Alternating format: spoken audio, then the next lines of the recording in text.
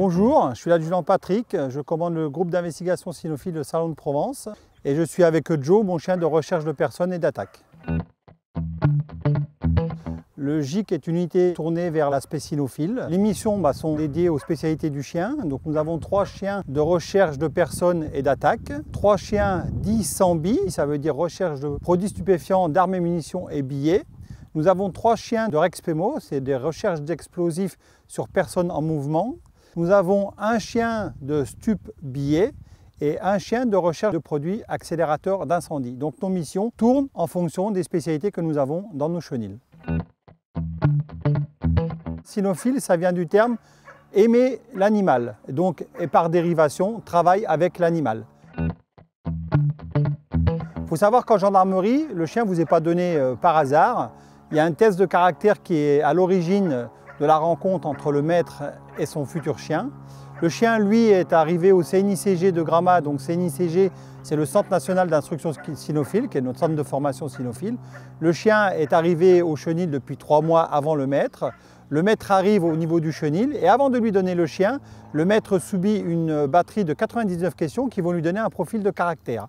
Une fois qu'on a le profil de caractère du maître, on essaye de rapprocher le maître et son animal et le chien est remis par le chef de corps du CNICG. C'est ce qu'on appelle le mariage.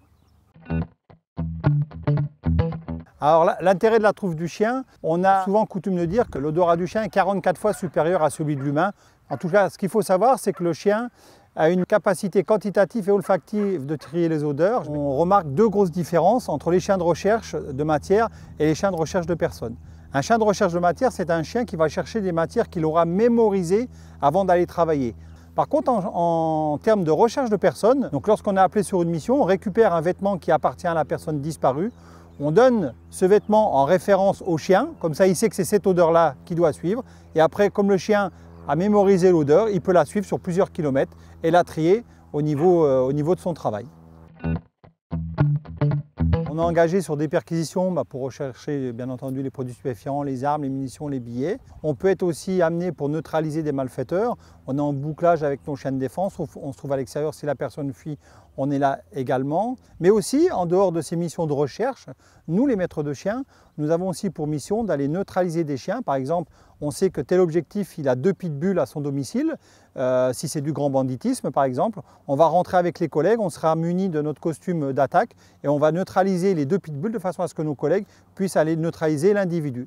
Donc bien entendu, la gendarmerie a besoin de chiens et nous testons également des chiens pour voir s'ils ont le potentiel pour aller en gendarmerie. On peut se rapprocher soit des SPA ou des particuliers. Ça fait aussi partie de notre travail.